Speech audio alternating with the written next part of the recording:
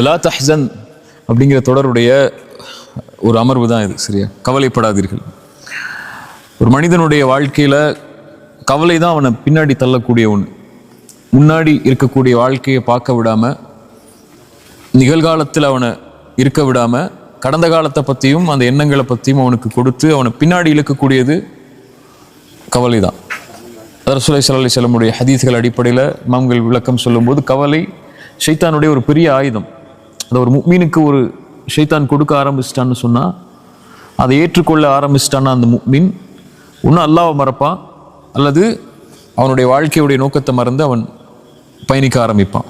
அதனால தான் அல்லாஹ் ரப்புல் ஆலமீன் அலா இன்ன அவுலியா அல்லாஹ் லா ஹவுஃபுன் அலைஹிம் வலா ஹும் யஹ்ஸனூன், இறை நம்பிக்கை கொண்டவர்கள் எதற்கும் பயப்பட மாட்டார்கள், வலா யஹ்ஸனூன், கவலை கொள்ள மாட்டார்கள்.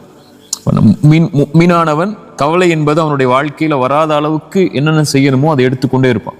அது வராமல் இருக்காது. இயற்கையான ஒரு மனிதனுக்கு கவலைகளும் சோகமான நிகழ்வுகளும், அவன் தன்னை தனிமைப்படுத்தக்கூடிய நிகழ்வுகளோ அல்லது தன்னை தாழ்த்தி இருக்கக்கூடிய நிகழ்வுகளோ நடக்கும். ஒரு நாள் எல்லாருடைய வாழ்க்கையுமே இருட்டாகும். ஒரு நாள் எல்லாருமே கைவிடப்பட்டதா உணர்வோம். எதுக்கு இந்த வாழ்க்கைங்கிற ஒரு விரக்தி எல்லாருடைய வாழ்க்கையிலும் ஏதாவது ஒரு நாளில் ஏற்படும். அது ஷைத்தான்ட்ட இருந்து வரும், அல்லது அவனுடைய செயல்களுடைய காரணமாக கூட வரும். அந்த நேரத்தில் ஒரு முஃமின் எப்படி நடந்து கொள்ளும் தான் இறைமார்க்கம் நமக்கு அறிவுரை சொல்லிக்கொண்டே இருக்கும். அப்படி ஒரு விஷயம்தான் ஒரு முஃமினுடைய வாழ்க்கையில கவலை அடையக்கூடிய செயல் அவனுக்கு ஏற்படுத்தக்கூடியதுல அவதூறுகள். ஒரு மனிதன் தான் செய்த குற்றத்தை பற்றியோ அல்லது செய்யாத குற்றத்தை பற்றியோ பிற மனிதர்கள் பேசும்போதோ அல்லது செய்யாத குற்றத்தை அவன் மீது அவதூறா சொல்லும் போதோ ஒரு மனிதன் கவலை அடைந்து தன்னை இறுக்கிக் கொள்கிறான். சரியா? அல்லாஹ் ரப்புல் ஆலமீன் குர்ஆன்ல குறைஷிகள் காஃபிர்கள் ரசூலுல்லாஹி ஸல்லல்லாஹு அலைஹி வஸல்லம் அவதூறு சொல்லும் போது அவர்கள் கவலை அடைந்தாங்க. ஃபலா யஹ்ஸுனுக கௌலுஹும், அல்லாஹ்வுடைய தூதருக்கு சொன்னா, அவர்களுடைய வார்த்தைகள் நபியை உங்களுக்கு கவலை அடைய செய்ய வேணாம். நான் அறிந்தவன் வெளிப்படையானவை, மறைமுகமானவை என்னன்னு சொல்லி நீங்க அதை குறித்து கவலை அடையாதீர்கள் சொல்லி அல்லாஹ் ரப்புல் ஆலமீன் அல்லாஹ்வுடைய தூதருக்கே அறிவுரை சொல்லும் போது, மனிதர்களாகிய நாம் அல்லது சாதாரண மனிதர்களாகிய நமக்கும் இது மாதிரி நிகழ்வுகள் நம்முடைய வாழ்க்கையில நடக்கும். சரியா? அந்த நேரத்தில் எப்படி நடந்து கொள்ளணுங்கிற விஷயத்தை குறித்து தான் இந்த சின்ன கொஞ்ச நேரம் தான். ரசூலுல்லாஹி ஸல்லல்லாஹு அலைஹி வஸல்லம் சொன்னாங்க, மனிதர்களில் சிறந்தவன் அல்லது முஃமின்களில் சிறந்தவர் யாருன்னா, மனிதர்களோட கலக்காம எந்த சோதனைகளுமே அனுபவிக்காம இருக்கிறவரை விட மனிதர்களோட கலந்து மனிதனுடைய இயல்பான சுபாவங்கள் எல்லாவற்றையும் அறிந்து கொண்டு தெரிந்து கொண்டு அவர்களோடு சேர்ந்து வாழ்ந்து கொண்டு அதில் அல்லாஹ்வை பயந்து அதில் வரக்கூடிய சோதனைகளை பொறுமையோடு சகித்துக் கொள்பவர் தான் ஒரு சிறந்த முஃமின் ஸல்லல்லாஹு அலைஹி வஸல்லம் சொன்னாங்க. எனக்கு எதுவுமே அவதூறு வரக்கூடாது, இந்த மக்கள் யாருமே தப்பா பேசக்கூடாது, மக்கள் என்கிட்ட எல்லாருமே நல்லதா மட்டும் தான் நடக்கணும், நல்ல விஷயங்கள் மட்டும் தான் என் காதில் விழணும், நான் யாரோடையுமே கலக்க மாட்டேன், அதனால எதுவுமே எனக்கு தேவையில்லைன்னு சொல்லி ஓரத்தில் ஒதுங்கி உட்கார்றதை விட மனிதனுடைய சுபாவங்கள் கோடி கொடூரமான சுபாவங்கள் இருக்கும். எந்த ஒரு மனிதனும், பெரும்பான்மையான மனிதர்கள் நல்லதை விரும்ப மாட்டாங்க. இன்னொரு மனிதரை பற்றி நல்லதை பேசுறதை விரும்ப மாட்டாங்க. இன்னொரு மனிதர் உயர்றதை விரும்ப மாட்டாங்க. இன்னொரு மனிதர் கண்ணியமா இருக்கிறத விரும்ப மாட்டாங்க. அல்லது அவருக்கு இல்லாத ஒன்று அவருக்கு இருக்கும்போது அவர் மேல அவர் பொறாமை கொள்வார், வெறுப்பு கொள்வார். இது மாதிரி பல சுபாவங்கள் மனிதர்களுக்கு இருக்கு. இந்த மனிதர்களோடு வாழ்ந்து கொண்டு அவர்களிடமிருந்து வரக்கூடிய சோதனையை அல்லாஹ்விற்காக யார் பொறுத்து கொண்டிருப்பாரோ அவர்தான் சிறந்த முஃமின்னு ரசூலுல்லாஹி ஸல்லல்லாஹு அலைஹி வஸல்லம் நமக்கு எடுத்து சொன்னாங்க. ரசூலுல்லாஹி ஸல்லல்லாஹு அலைஹி வஸல்லம் உடைய தோழர் அபூ தர்தா ரலியல்லாஹு அன்ஹு அவர்களிடத்துல ஒரு மனிதர் சொல்றாரு, அபூ தர்தா, நான் மனிதர்களோடு இருக்கிறேன், சில நேரம் முள்ளா இருக்கு, முள்ளில்லாத பூக்களை போன்று என்னுடைய வாழ்க்கை இருக்கு அவர்களோடு இருக்கும்போது, சில நேரம் முள் மட்டும்தான் இருக்கு, பூவே இல்லை. என்ன சொல்ல வர்றாங்க? சில நேரம் நல்லா இருக்கு மனிதர்களோட வாழும்போது, சில நேரம் ஏண்டா வாழ்றோம்னு தோணுது. மேலும் சொன்னாங்க, அவர்களிடத்தில் நல்ல முறையில் நடந்து கொண்டால் நல்லா நடந்துக்கிறாங்க, நடக்கலன்னு சொன்னா அவ்வளவுதான், நீ இல்லாமே ஆகிறன்னு கூட நினைக்கிறாங்க. நல்லா நடந்தா நடப்பேன், நல்லா நடக்கலையா அவ்வளவுதான், இருக்கக்கூடாது அப்படிங்கிற சுபாவங்களை கூட மனிதர்களிடத்துல நான் பார்க்கிறேன். என்ன சொல்ல வர்றாங்க? மனிதர்கள் என் மேல கற்களையும் முற்களையும் கொண்டு நான் தாக்கிக்கிட்டே இருக்கிறாங்க, எப்படி நடந்து கொள்ளணும்னு கேட்கிறாங்க. அபூ தர்தா சொன்னாங்க, அவர்களிடத்தில் உன்னுடைய மானத்தை கடன் கொடுத்து விடு, அது உனக்கு வறுமையின் நாளில் உதவி செய்யும். நாங்க புரியுதா? தமிழ் சுத்த தமிழா இருக்கு, நிறைய பேர் புரியாது. அதாவது உன்னுடைய மானத்தை அவர்களிடத்துல கொடுத்துரு, அவங்க பேசட்டும், உன்னை பத்தி என்ன வேணாலும் அவங்க பேசட்டும், உன்னை பத்தி என்ன வேணாலும் அவங்க சொல்லட்டும், அதை விட்டுரு. ஆனால் வறுமைன்னு ஒரு நாள் வரும், அந்த நாள்ல உனக்கு அது உதவி செய்யும். ரசூலுல்லாஹி ஸல்லல்லாஹு அலைஹி வஸல்லம் ஹதீஸ் அடிப்படையில் அவங்க சொன்னாங்க. இதே அபூ தர்தா தான் இன்னொன்று சொன்னாங்க, மானம் என்பது அல்லாஹ்வுக்கு சம்பந்தப்பட்டது. ஒருவனை கண்ணியப்படுத்துறது யார்? நம்முடைய நம்பிக்கைப்படி அல்லாஹ். ஒருவனை இழிவுபடுத்துறது யார்? அல்லாஹ். அல்லாஹ்விடத்தில் ஒப்படைச்சது. உன்னை குறித்து ஒரு மனிதன் தவறாக பேசும்போதோ, உன்னை குறித்து ஒரு மனிதன் தீயதாக பேசும்போதோ, அல்லது உன்னோடு ஒரு மனிதன் சண்டை போடும் போதோ, அல்லாஹ்விடத்தில் அதை ஒப்படைச்சிரு. ஒருவேளை அதில் உண்மை இருந்தால் அவர் பேசுவதில் அல்லாஹ்விடத்தில் நீ தௌபா செய்து கொள்.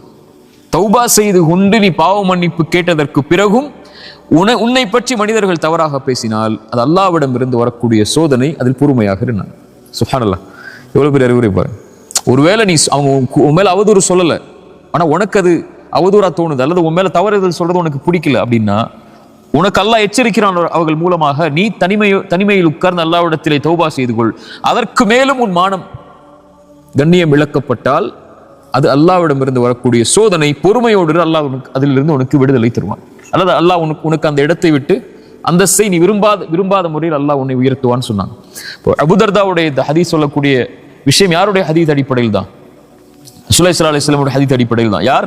மறுமையில் ஒரு மனிதன் நன்மைகளோடு பரம ஏழை ரசூலுல்லாஹி ஸல்லல்லாஹு அலைஹி வஸல்லம் கேட்கும்போது, ஒரு மனிதன் செல்வத்தோடு வசதியோடு இருப்பவன் பரம ஏழை இல்லை, அது இல்லாதவன் பரம ஏழை இல்லை. நாளைக்கு மறுமையில் ஒரு மனிதன் வருவான், அவன் மலைகளோடு நன்மைகளை சுமந்து வருவான், ஆனால் அவனுக்கு பின்னாடி ஒரு கூட்டம் நிற்கும். அவங்க யார்? அவனை பற்றி புறம் பேசியிருப்பான், அவனுடைய மானத்தை பற்றி பேசியிருப்பான், அவன் மீது அவதூறு சொல்லியிருப்பான், அவனை பற்றி பின்னால் அவனுடைய மானத்தை பங்கப்படுத்தி இருப்பான், அவனுடைய கண்ணியத்திற்கு பங்கம் விளைத்திருப்பான். அதனால் அவனுடைய நன்மைகள் அவருக்கு பங்கு வைக்கப்பட்டு அவனிடத்தில் நன்மைகள் எதுவும் இல்லாத போது என்ன செய்யப்படும்? அவர்களுடைய பாவங்கள் அவன் மீது சுமத்தப்பட்டு நரகத்திலே அவன் தூக்கி வீசப்படுவான். நன்மைகளோடு வந்த அந்த மனிதன் நரகத்தில் தூக்கி வருபவன் தான் பரம ஏழை. அப்போ ஏழ்மை என்ற ஒரு நாள் வரும், நன்மைகள் தேவையான ஒரு நாள் வரும்.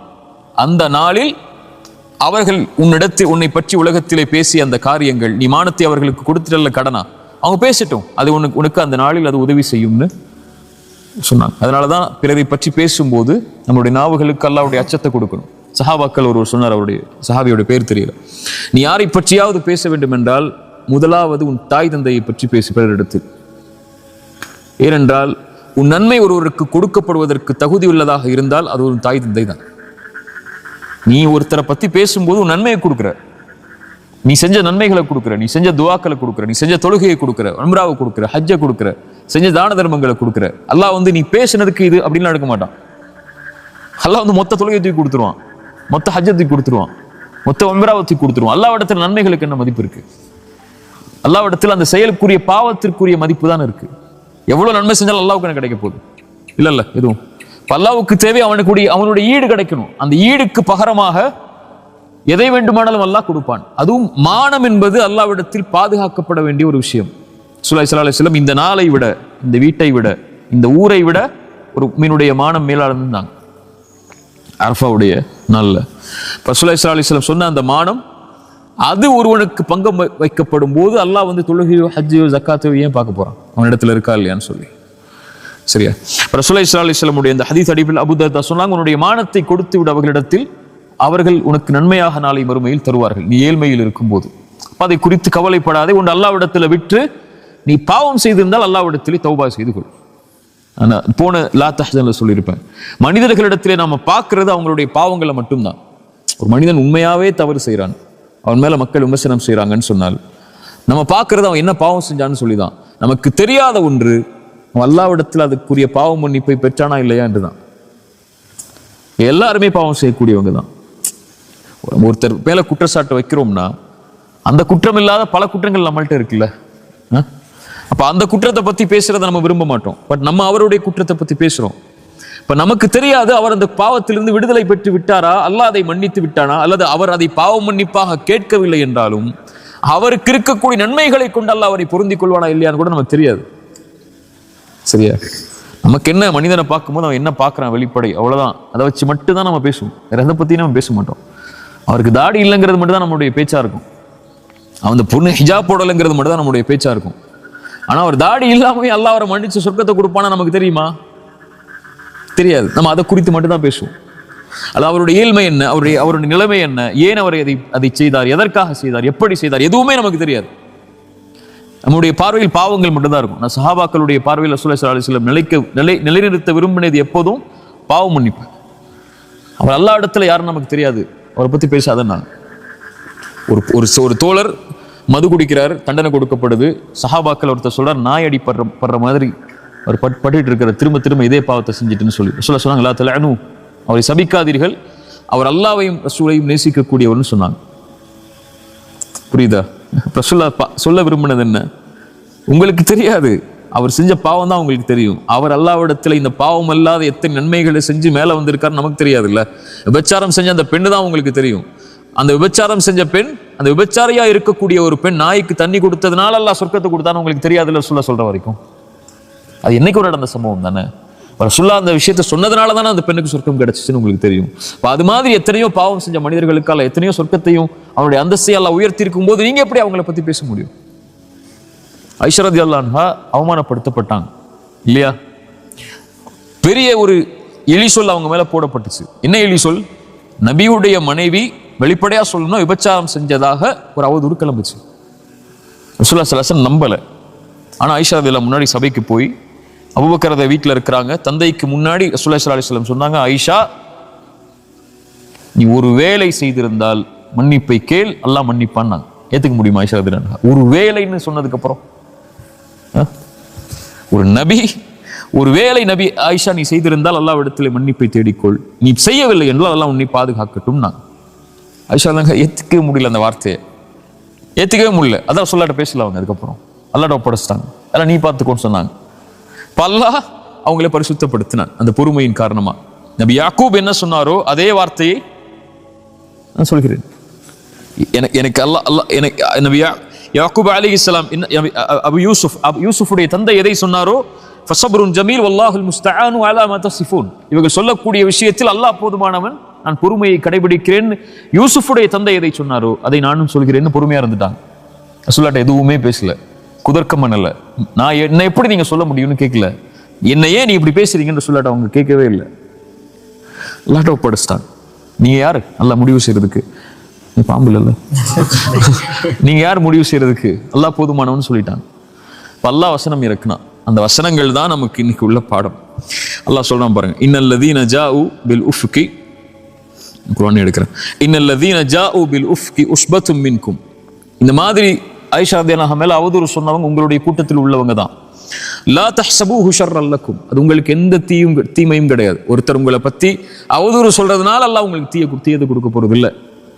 நீங்க செஞ்ச பாவத்தையோ நீங்க செஞ்ச பாவத்தை பத்தி பேசுறதுனாலயோ அல்லது செய்யாத பாவத்தை பத்தி பேசுறதுனாலயோ அல்லாஹ் அவருடைய வார்த்தைகளை கொண்டெல்லாம் யாரையும் கணக்கிட போறது இல்லை. இவன் உன்னை பேசுறான் அதனால நீ ஏன் பேசுறான் இவன் சொல்லி அல்லாஹ் நாளைக்கு மறுமையில கூப்பிட்டு கேட்க போறது இல்லை. அவனுக்கு தெரியும் அது பாவமா அல்லது நீங்க ஏன் செஞ்சீங்க, எதுக்கு செஞ்சீங்க, அது செய்யலையான்னு சொல்லி அல்லாஹ் அதை பத்தி கேட்க போறது இல்லை. பல் ஹுவ கைருல் லக்கும், அது உங்களுக்கு தான் நலவு. ஏன் நலவு? அவங்க யாருன்னு நீங்க தெரிஞ்சுக்கலாம். மனிதர்கள் யாருன்னு நீங்க தெரிஞ்சுக்கலாம். எல்லா மனிதர்களும் உங்க பின்னாடி நலவு செய்யக்கூடியவங்க இல்லை, நலவு நினைக்கக்கூடியவங்க இல்லை. இல்ல மாஷா அல்லாஹ் பாதுகாத்தவர்களை தவிர. மனிதர்களுடைய இயல்பு அது. பல் ஹுவ கைருல் லக்கும், அது உங்களுக்கு புரிய வைக்கும் அல்லாஹ் யாருன்னு. உங்க உடன் இருக்கக்கூடியவர்கள் கூட உங்களை பத்தி தப்பா பேசலாம். உங்க கூட பிறந்த தம்பி பேசலாம், மனைவி பேசலாம், உங்க குழந்தைகள் பேசலாம், உங்களோட தாய் தந்தை கூட பேசலாம். உங்களுக்கு அது புரிய வைக்கும். இதான் யதார்த்தம், இதான் வாழ்க்கை, உங்களுக்கு அல்லாஹ் மட்டும்தான் தீர்வு. உலகத்தில் எல்லா மனிதர்களுடைய இயல்பும் அதுதான். மனிதனா பிறந்தவனே குறைவுபட்டவன் தான் இதுல. பல் ஹுவ கைருல் லக்கும் லிகுல்லி இம்ரிஇன் மின்ஹும் மக்தஸப மினல் இஸ்ம், அவங்க செஞ்ச பாவம் என்னவோ அதை அவங்க பெற்றுதான் தீருவாங்க அந்த பேசுனதுனால. வல்லதி தவல்லா கிப்ரஹு மின்ஹும் லஹு அஸாபுன் அஸீம், யார் இதில் பெரும்பான்மையாக பங்கு கொண்டாரோ அந்த விஷயத்துல, ஆயிஷா ரலியல்லாஹு அன்ஹா கூடிய விஷயத்துல அல்லாஹ் அவர்களுக்கு மகத்தான தண்டனையை கொடுப்பான். லவ்லா இது சமிஅதுமூஹு ظنல் முஃமினூன வல் முஃமினாத்து பிஅன்ஃபுஸிஹிம் கைரன். இதுக்கெல்லாம் தஃப்சீர் சொல்றதுக்கெல்லாம் எப்படி இந்த நேரம் பத்தும் தெரியல. ஒரு முஃமினான ஆண் மேல முஃமினான ஒரு பெண் மேல இப்படி சொல்லப்படும் போது, அல்லது முஃமினானவர்கள் மேல சொல்லப்படும் போது, முஃமினாக இருக்கக்கூடிய ஆண்களும் பெண்களும் தங்களுக்கு நலவை அவர்கள் விரும்பி இருக்க வேண்டுமே அல்லாஹ் சொல்றான். என்ன சொல்லியிருக்கணும்? ஆயிஷா ரலியல்லாஹு அன்ஹாக்கு தான் நீங்க நலவை விரும்பி இருக்கணும் அல்லாஹ் சொல்லியிருக்கணும். பிஅன்ஃபுஸிஹிம் கைரன், தங்களுக்கு அவர்கள் நலவை விரும்பி இருக்க வேண்டுமே என்று அல்லாஹ் ஏன் சொல்றான்? ஒரு முஃமின் தன்னை பற்றி பிறர் பேசுவதை விரும்பாத போது அதே தான் அவன் பிறருக்கும் விரும்புவான். புரியுதா? அதை நீங்க செஞ்சிருக்கணும்ல. என்ன செஞ்சிருக்கணும்? அல்லாஹ் அடுத்தடுத்த வசனங்களை சொல்றான். வலவுலா இது சமிஅதுமூஹு குல்தும் மா யகூனு லனா அன் நதகல்லம பிஹாதா, இதை குறித்து பேசுவதற்கு நமக்கு என்ன இருக்கு, நீங்க விலகி இருக்கணுமா இல்லையா?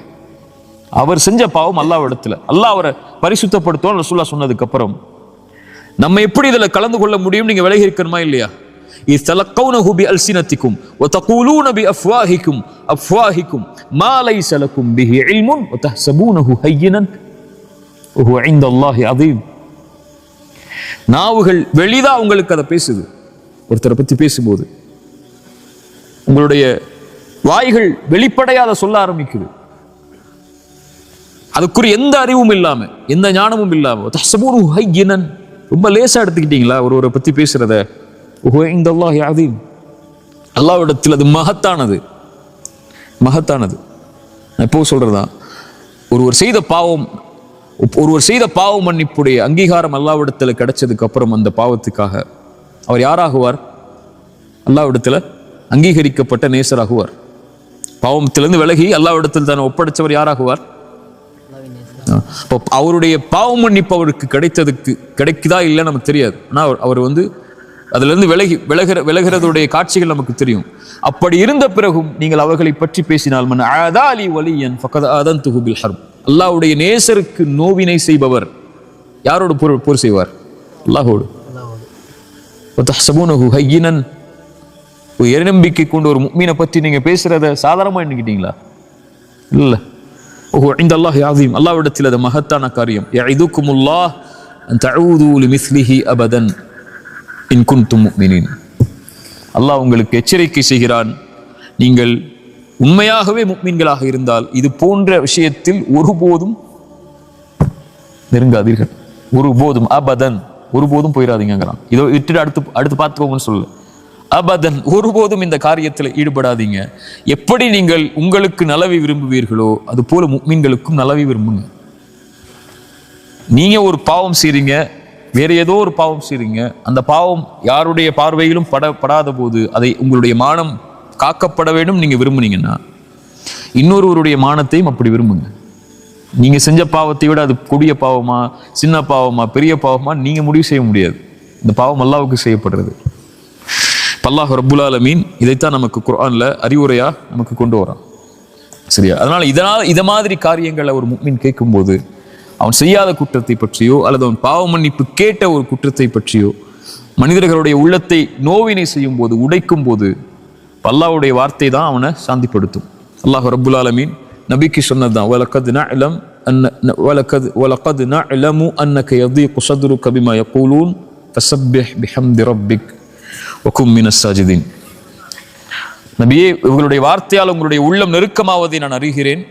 அல்லாஹ்விடத்துல சுஜூதுல விழுந்துருங்க, அல்லாஹ்வை புகழ்ந்துருங்க. வஅபுத் ரப்பக ஹத்தா யஅதியகல் யகீன், அல்லாஹ்வை தொடர்ச்சியா வணங்கிட்டே இருங்க மரணம் வரைக்கும். ஒரு தவறு செய்றீங்க, தவறுலேருந்து திருந்துட்டீங்க, மக்கள் அதை பத்தி பேசுறாங்க, அதோட உங்க வாழ்க்கை முடிய போறது இல்லை அந்த தவறோட. வஅபுத் ரப்பக ஹத்தா யஅதியகல் யகீன், அடுத்த மூச்சு இருக்குன்னா அதுல இருந்து விலகி நீங்க போறதுக்கு உங்களுக்கு அவகாசம் அல்லாஹ் கொடுத்துருக்கான். மனிதர்கள் கொடுக்குறாங்களோ இல்லையோ, இவங்க இன்னைக்கு உங்களோட இருப்பாங்க, நாளைக்கு உங்களோட இருக்க போறது இல்லை. இந்த மனிதர்கள் நீங்க மௌத்தாகிற வரைக்கும் தான் உங்களுக்கு நீ மௌத்தாயிட்டீங்கன்னா ஒரு 3 நாள்ல மறந்துட்டு அவன் வேலையை பார்க்க ஆரம்பிச்சிருவான். சரியா? உங்க மனைவி எல்லாம், உங்களுடைய குழந்தை எல்லாம், உங்களுடைய பெற்றோர் எல்லாம், யாராக இருந்தாலும் ஒரு 10 நாள் உங்களை ஞாபகப்படுத்துவாங்களா? அல்லது என்னைக்காவது உங்க பிறந்த நாள் வரும்போதோ, உங்க ட்ரெஸ்ஸை பார்க்கும்போதோ, அல்லது உங்களுடைய இதை பார்க்கும்போது ஞாபகம் வரும். ஒரு 30 வருஷம் போயிருச்சுன்னா அவ்வளவுதான். நான் சொல்ற மாதிரி தான். ஒரு 100 வருஷம் போயிருச்சுன்னா நீங்க வாழ்ந்த அடையாளமே இருக்காது. 200 வருஷம் போயிடுச்சுன்னா நீங்க யாருன்னே இந்த உலகத்துக்கு தெரியாது. போன 100 வருஷத்துக்கு முன்னாடி எத்தனை பேர் பாவம் செஞ்சாங்க நமக்கு தெரியுமா? யார் யார் பாவம் செஞ்சா? நம்ம குடும்பத்தில் எத்தனை பேர் பாவம் செஞ்சிருப்பாங்க ஏதாவது தெரியுமா? நமக்கு நம்முடைய முன்னோர்கள் எவ்வளவு பாவம் செஞ்சிருப்பாங்க தெரியுமா? யார் அதை பத்தி? எதுவுமே தெரியாது. 100 வருஷத்துக்கு அப்புறம் நம்மளை பத்தி பேசவே மாட்டாங்க. இங்க 5 நிமிஷத்துக்கு அப்புறமே நம்மளை பத்தி பேச மாட்டாங்க. அவ்வளவு பிரச்சனை இருக்கு ஒவ்வொருத்தருக்கும். அதனால நீங்க மற்றவர்கள் பேசுவதை குறித்து உங்களுடைய உள்ளத்தை நெருக்காதீங்க. அல்லாஹ்ட்ட ஒப்படைச்சிருங்க, அமைதியா இருந்துருங்க. அல்லாஹ் உங்களை பாதுகாத்து கொண்டே இருப்பான் அவனிடத்தில் நீங்க போயிட்டீங்கன்னா. சரியா? இது மாதிரி காலம் உலகத்துல எல்லாருக்கும் வரும்.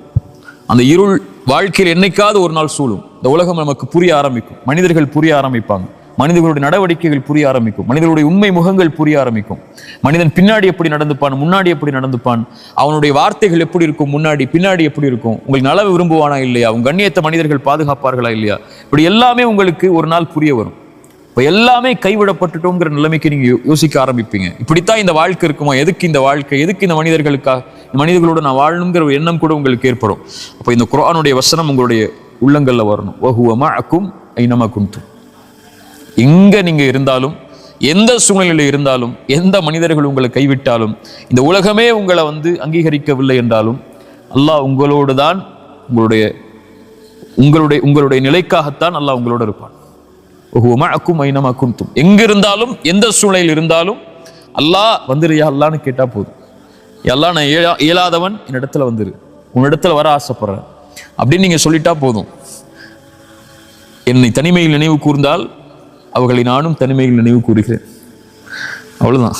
ரப்பே நான் உன்னை அழைக்கிறையா அல்லா, உன்னிடத்துல வர்றையா அல்லான்னு சொல்லிட்டா போதும்.